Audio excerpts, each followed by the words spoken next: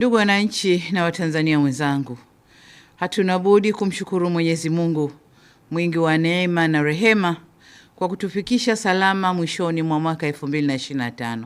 Na inshallah kwa uwezo wake Mwenyezi Mungu taweza kuona na kuvuka pia salama mwaka 2026.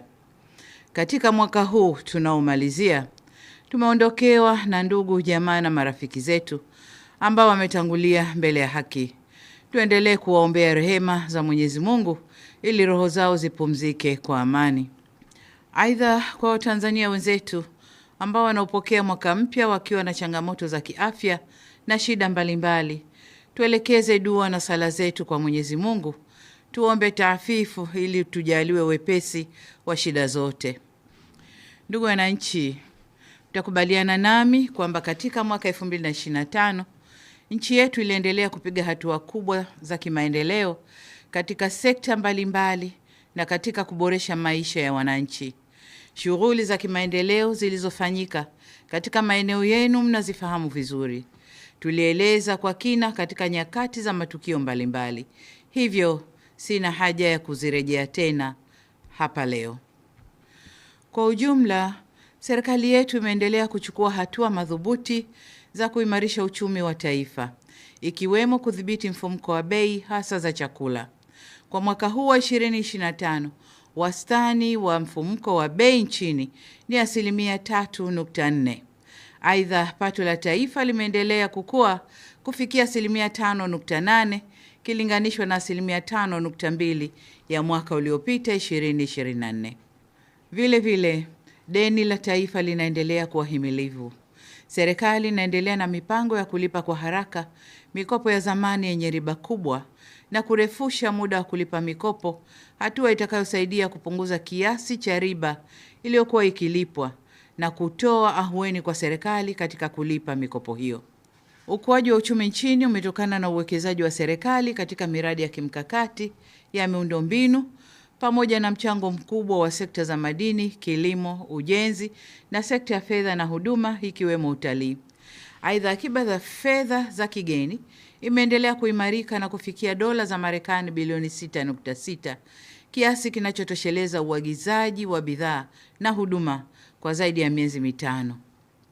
Tunaingia mwaka 2026 na tunaanza utekelezaji wa dira ya taifa ya mwaka 2050 ambapo serikali itaendelea kutekeleza mkakati wa muda wa kati wa miaka mitatu kutoka mwaka 2026 hadi 2028 wa kuongeza mapato ya serikali kwa kuimarisha matumizi ya mifumo ya kielektroniki katika kukusanya mapato, katika kufanya malipo na kuongeza umakini katika usimamizi wa fedha na rasilimali za umma.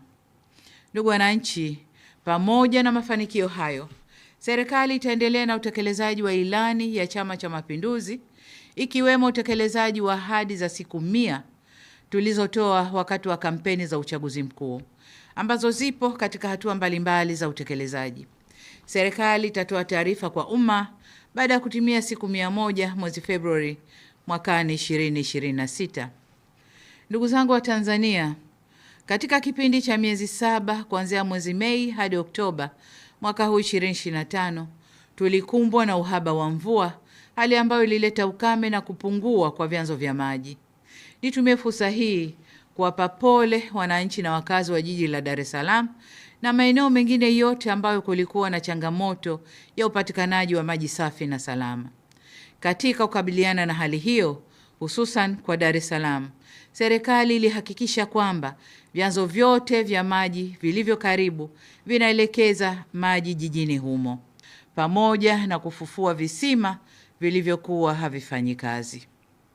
Aidha, tunamshukuru Mungu kwamba mvua zinazoendelea kunyesha ndani ya mwezi huu wa Disemba zinaongeza kina cha maji kwenye vyanzo vya Ruvu Juu na Ruvu Chini na zinarejesha hali nzuri ya upatikanaji wa maji. Katika hatua nyingine, serikali inaendelea na ujenzi wa bwawa la Kidunda na ujenzi wa awamu ya pili ya mradi wa maji wa Kimbiji Mpera ili tuweze kuondosha kabisa shida ya maji mkoani Dar es Salaam na mikoa jirani hata katika hali ya ukame. Hata hivyo, katika kipindi hiki cha mwisho wa mwaka, miezi ya Novemba na Disemba, maeneo mengine ya nchi yetu yameshuhudia mvua na upepo mkali ulioleta hasara na kubomoka kwa nyumba na kupoteza maisha. Kwa masikitiko makubwa, tunatoa pole kwa wote waliofikwa na kadhia hiyo. Nazitaka kamati za maafa wilaya kuchukua hatua stahiki ili kuweza kuwasaidia wananchi hao. Aidha, ni vyema kwa mikoa iliyopata mavuno mazuri kuweka akiba ya chakula ili kitufae katika siku za usoni. Ndugu wananchi, kufanya kazi kwa bidii, mshikamano na uzalendo na kutimizwa kwa malengo tuliyojiwekea huleta uendelevu wa maendeleo yetu. Hivyo basi, serikali itachukua hatua za kimkakati kuweka mazingira rafiki ya kisera, kisheria na kiutendaji yatakayoongeza fursa za biashara, uwekezaji na fursa nyingine za kiuchumi, kijamii na kisiasa kwa Watanzania wote.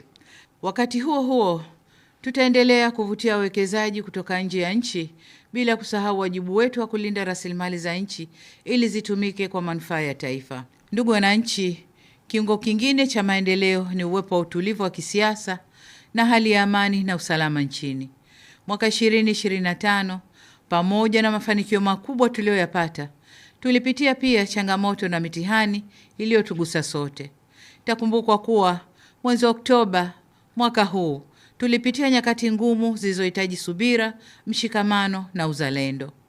Kwa dhati kabisa, ninavishukuru vyombo vyetu vya ulinzi na usalama nchini na wananchi wote kwa ujumla kwa kuendelea kudumisha amani, umoja na mshikamano wa taifa letu.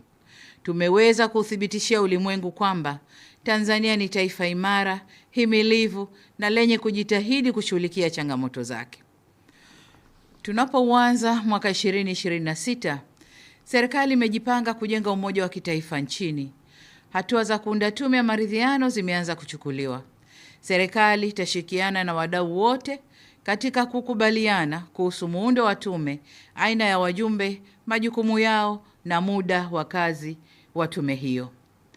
Nitoe rai kwenu ndugu zangu wa Tanzania kwamba tunapoendelea kulijenga taifa letu, tusikubali tofauti za kiitikadi au kimtazamo zitugawe na kutupotezea malengo yetu ya maendeleo na ustawi wa taifa letu. Sote tunafahamu kuwa tofauti ni sehemu ya demokrasia, lakini zisitumike kuligawa taifa la Tanzania. Narudia kusema kuwa Jamhuri ya Muungano wa Tanzania ni moja tu. Ndani ya jamhuri hiyo kuna Watanzania ambao wamejengwa na itikadi ya kuamini kwamba amani, umoja na mshikamano hujenga uzalendo na ndio virutubisho vinavyotuletea maendeleo endelevu na ustawi wa Watanzania. Ndugu wananchi, katika mwaka 2025, serikali ya Jamhuri ya Muungano wa Tanzania imetimiza majukumu yake nchini na hata kikanda na kimataifa. Tumeweza kutimiza kamilifu wajibu wa wanachama wetu katika shughuli za Jumuiya ya Afrika Mashariki, Jumuiya ya Maendeleo ya Nchi za Kusini mwa Afrika, Jumuiya ya Nchi za Ukanda wa Maziwa Makuu, Umoja wa Afrika, Jumuiya ya Madola, nchi zisizofungamana na upande wowote na vile vile Umoja wa Mataifa. Tumetimiza wajibu wetu wa kulipa ada za wanachama, kushiriki mikutano, kujenga haiba na kulinda heshima ya taifa letu na kutoa mchango wetu kwenye shughuli za kimaendeleo, mazingira, siasa, ulinzi na usalama duniani. Aidha, mwaka 2026, Tanzania itaendelea kuimarisha na kudumisha ushirikiano wa kimataifa na kikanda. Vile vile, Tanzania itaendelea kutumia diplomasia ya uchumi kuvutia uwekezaji, kukuza biashara na kujenga ustawi wa watu wake, sambamba na kusimamia ulinzi wa taifa na mchango wake katika amani na usalama barani Afrika na duniani kwa ujumla. Ndugu wananchi, nihitimishe kwa kuwasihi Watanzania wote tusherehekee sikukuu za kumaliza mwaka na kuanza kwa mwaka unaokuja kwa amani na salama. Baada ya kusema hayo, niwaombe muungane nami. Tumuombe Mwenyezi Mungu atujalie mwaka 2026 uwe mwaka wa heri na baraka tele. Amin. Nawatakia kila la heri katika mwaka wa 2026. Mungu ibariki Afrika. Mungu ibariki nchi yetu Tanzania. Na asanteni sana kwa kunisikiliza.